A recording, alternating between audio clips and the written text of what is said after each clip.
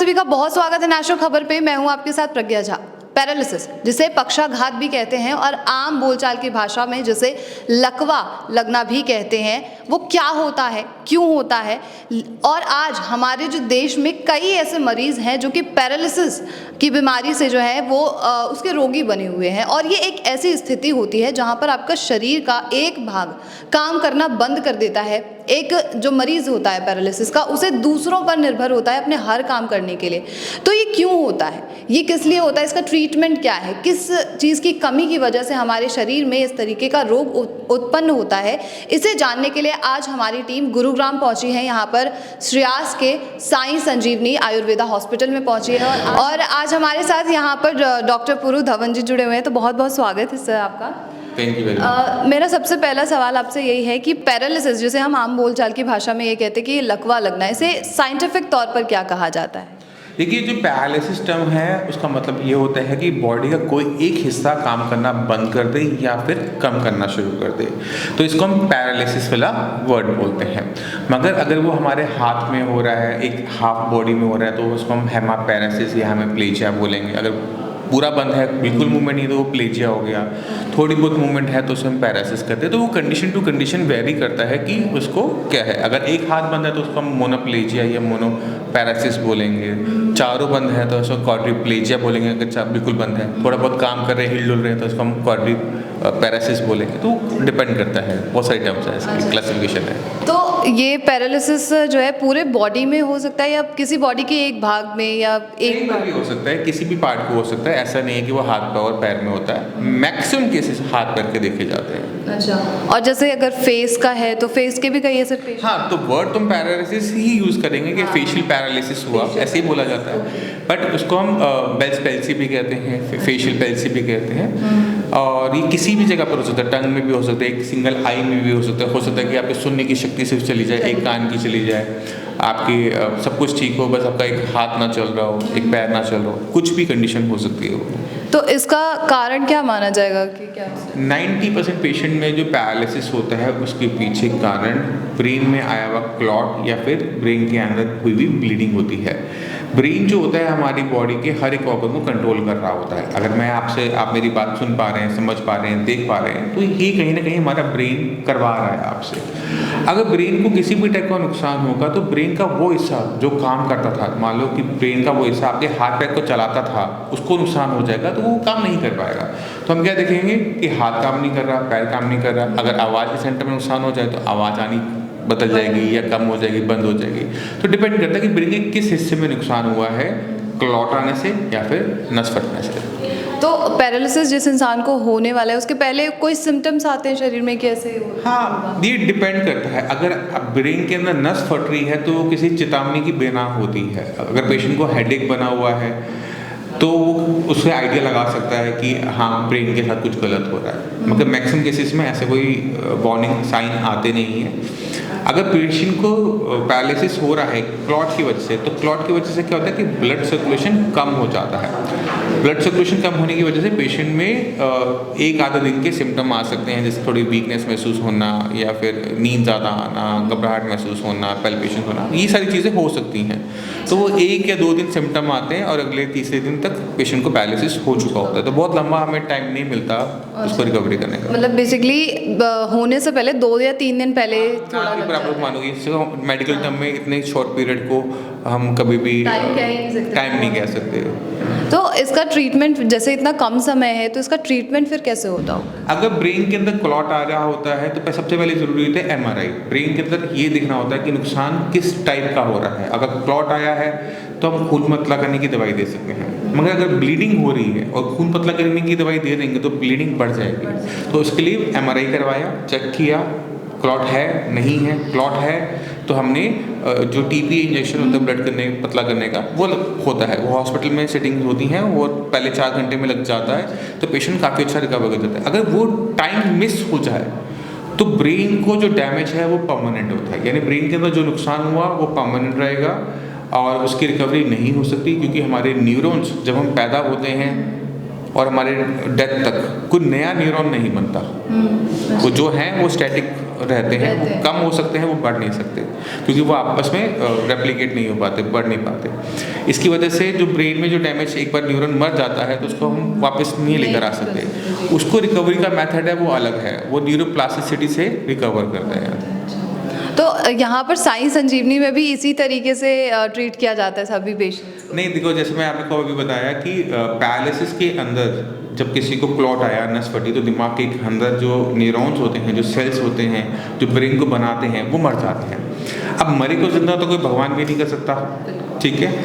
अब जो हिस्सा मरा हुआ है उसका काम बाकी जो हिस्से सही हैं उनको बांटा जाता है कि अब ये आपका एक दोस्त, जैसे मान लो कि आप 4 लोग हैं, 4 में से एक को कुछ दिक्कत हो जाए, आप माइक ना पकड़ पा रहे तो दूसरा को फ्रेंड आके माइक पकड़ लेगा तो काम तो हो जाएगा, ठीक है। परफेक्ट तरीके से नहीं होगा बट हो जाएगा। तो ब्रेन के अंदर भी ऐसा ही है कि ब्रेन के अंदर जो नुकसान हुआ है छोटे हिस्से में हुआ है। 90% ऑफ ब्रेन इज वर्किंग है, तो हम क्या करते हैं, वो 10% का काम कोशिश करते हैं कि बाकी 90% हिस्सों में बांट देते हैं। अब दिक्कत क्या होती है कि जो हिस्सा पहले काम कर रहा था वो पहले 30-40 साल तक उस काम को कर रहा था और उसमें परफेक्ट था, वो उसको अच्छी तरीके से पता था कि हाथ कैसे चलाना है, पैर कैसे चलाना है। बट जो अब नए आ रहे हैं उन्होंने तो अभी भी शुरू किया तो वो परफेक्ट नहीं होते, उन्हें परफेक्ट बनाने के लिए मेहनत करनी पड़ती है। बेसिकली बर्डन जो है वो ज़्यादा बढ़ जाता है दूसरे पार्ट्स पे भी, कैसे मतलब हमारे पास जो ब्रेन में जो रिकवरी होती है उस मेथड को हम कहते हैं न्यूरोप्लास्टिसिटी।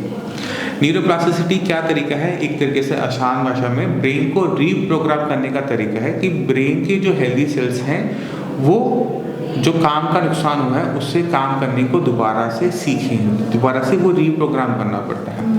अब ब्रेन को इसको करने के लिए अपने स्ट्रक्चर को भी बदलना पड़ता है। जो अगर आपने कभी न्यूरॉन सेल देखा हो तो वो एक मकड़े की तरह होता है, उसके बहुत सारे हाथ पैर होते हैं।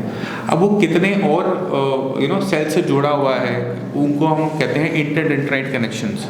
जितने ज़्यादा ब्रेन के अंदर ये इंटरडेंड्राइट कनेक्शंस होते हैं ब्रेन उतना ही कॉम्प्लेक्स होता है। अब कुछ लोग आपने देखा होगा कि मैथ्स के नंबर आते हैं और झट से उसे कैलकुलेट कर लेते हैं और हमें बोलेगा तो हमें तो समझने में टाइम लग जाता है। ऐसा फ़र्क क्यों होता है?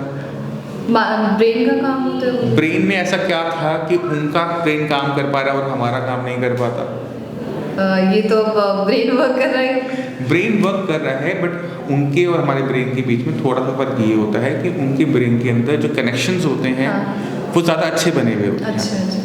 तो अब पैरालिसिस पेशेंट के अंदर भी हमने क्या करना होता है कि उसको एक ब्रेन को नुकसान हुआ है, हम उनके ब्रेन के अंदर यही कनेक्शंस मेडिसिन की हेल्प से बढ़वाना चाहते हैं कि वो इफेक्टिवली काम कर सके और जो लोड हमने डिवाइड करना है, जो नुकसान हुआ है उसका जो काम था बाकी हिस्सों को बांटना है वो हम डिस्ट्रीब्यूट कर सकें। अच्छा, तो यहाँ पर कई सारे आपके पास पेशेंट्स आते होंगे, उनके रिव्यूज़ क्या हम ले सकते हैं, उनसे पूछ सकते हैं और कितने % पेशेंट आपके पास आते हैं तो वो ठीक हो जाते हैं? क्योर पहले वर्ड नहीं होता। ब्रेन के अंदर क्योर तब होगा जब वो हिस्सा दोबारा से जिंदा हो जाए, वो नहीं हो सकता, इम्पॉसिबल टास्क है। अब हम कहते हैं कि पेशेंट की कितने अपने काम करने लायक हो जाते हैं या कितनों में इम्प्रूवमेंट आनी शुरू होती है। तो जो हमारी एफिकेसी रेट है, जो हमारी इंटरनल डाटा है वो 80 to 90% का है कि जो पैरालिसिस के पेशेंट हैं 80 to 90% पेशेंट फर्स्ट मंथ में ही अपनी बॉडी के अंदर चेंजेस दिखाना शुरू कर देते हैं कि हाँ मैं ठीक होने लग गया है। वो सफ़र लंबा हो सकता है, वो 1-2 महीने में ख़त्म नहीं होगा, वो धीरे धीरे इम्प्रूवमेंट आते आते पेशेंट 4-6 महीने में अपने काम करने लायक हो जाता है, ऑफिस जाने लायक हो जाता है, खाना खाने लायक हो जाता है। बट हम ये कहें कि वो फुल पूरा इफेक्टिवली नहीं, कुछ ना कुछ रह जाता है। पेशेंट के चलने में बोलने में कोई फ़र्क नज़र नहीं आ रहा होगा, पेशेंट आपको भारीपन कंप्लेंट करता रहता है, तो छोटा मोटा कुछ ना कुछ रह ही जाता है, आप जितनी मर्जी कोशिश कर लो रह जाता है। अगर मतलब ट्रीट करने के बाद भी ये प्रॉब्लम के दोबारा जनरेट हो सकती है, तो पहली बारी में ये क्यों हुआ उसे समझने की कोशिश करो। पेशेंट के ब्रेन के अंदर क्लॉट आया था या नस फटी थी। क्लॉट आया था क्योंकि खून का थक्का था कोलेस्ट्रॉल की वजह से, डायबिटीज़ की वजह से, या नस फटी थी बीपी की वजह से। अगर बीपी बढ़ा रहेगा दोबारा से, खून का थक्का बनेगा दोबारा से, तो दोबारा से होने की संभावना पूरी है, उसमें तो कोई कुछ नहीं कर सकता। ये तो कुछ ऐसा हो गया कि आप चोट लगी, फ्रैक्चर हुआ, डॉक्टर ने प्लास्टर किया, अब डॉक्टर से पूछते हो कि ये दोबारा तो नहीं टूटेगा? अरे दोबारा गिरोगे दोबारा टूटेगा। बीपी शुगर ठीक रखो, कोलेस्ट्रॉल की अपनी मेडिसिन को रखो, खून पतला करने की जो मेडिसिन डॉक्टर ने दे रखी होती है वो लाइफ टाइम की होती है, उसे छोड़ना नहीं होता, क्योंकि एक बार हुआ है दोबारा होने के चांसेस किसी भी पैरालिसिस पेशेंट में ज़्यादा होते हैं। एक सवाल मैं आपसे पूछना चाहती हूँ, जैसे मेरे दर्शक वगैरह भी पूछते हैं कि क्या आपकी फ़ीस जो है वो एक सभी के लिए अफोर्डेबल है या नहीं है? जो पैरालिसिस की फीस है वो तो हम मच मोर लाइक चैरिटेबल ही वर्क करते हैं, तो हम बहुत ज़्यादा कभी चार्ज ही नहीं किया हमने इसका। ठीक है, बेसिकली ये अफोर्डेबल है, सब लोग अफोर्डेबल है। जो हम चार्ज करते हैं 200 रुपीज़ पर डे के हिसाब से चार्ज हो रहा होता है, तो बहुत ज़्यादा नहीं है। Thank you so much sir. तो आशा करते हैं कि आपको ये पूरी रिपोर्ट और जो ये पूरा इंटरव्यू है पसंद आया होगा, और हमें अगर कोई भी क्वेरी है वो ज़रूर कमेंट करके बताइएगा, जिससे कि मैं यहाँ दोबारा आ सकूँ सर को परेशान करने के लिए और आपकी सारी प्रॉब्लम्स को पूछने के लिए। तब तक के लिए नेशनल खबर के साथ बने रहिए। तो अभी हमारे साथ जो है यहाँ पे श्रेयास में एक और पेशेंट जुड़ी हुई हैं। मैम आपका नाम सबसे पहले? नसीम चौधरी। जी, आप कहाँ से आई हैं यहाँ मैं शादरा से। शादरा से। आपको क्या बीमारी, क्या प्रॉब्लम? मेरे चेहरे पे पैरालिसिस हो गया था। पैरालिसिस हो गया था। तो आपने यहाँ पर ट्रीटमेंट कितने दिन लिया? मुझे यहाँ मैं जून से ले रही हूँ। अभी मतलब कुछ ही दिन हुए हैं? हाँ जी। फ़र्क है या? बहुत फ़र्क है। हाँ। पहले आप कहाँ गई थी? मैं गंगाराम में दिखा रही थी। गंगाराम में? सरगंगा में। अच्छा, तो वहाँ पर क्या दिक्कत? उन्होंने कह दिया कि बस अब तुम जाओ घर जाओ। हाँ, दवा लिख दी थी उन्होंने। अच्छा। तो फ़ायदा कुछ था नहीं, फिर इधर दिखाया उनके। अच्छा। इधर टीवी में देखा था तो दिखाया उनके, तो ये चीज़ सब लटका हुआ था होंठ मेरा, ये वाला यहाँ तक। अच्छा। हाँ, और आंखें बंद नहीं होती थी बिल्कुल भी, तो अब आंखें बंद होती हैं। अच्छा। होंठ भी सही हो गया है। तो यहाँ पर ट्रीटमेंट किस तरीके से किया जाता है? दवाई दे रहे हैं, सारी दवाइयाँ दे रहे हैं, तो उससे फ़र्क हो रहा है? कितना परसेंट फिर भी हुआ होगा स्टार्टिंग में जब आप शुरुआत में? ज़बान तो बिल्कुल साफ़ हो गई, आवाज़। अच्छा। आवाज़ नहीं आती, आवाज़ तो बिल्कुल साफ़ हो गई। और हाँ, चेहरा भी इसे टेढ़ा बेड़ा था, सही हो गया। अब ये थोड़ा सा होंठ रह गया है और ये आँख थोड़ी चौड़ी सी हो रह गई है, बाकी सब ठीक है। चलिए, धन्यवाद आपका।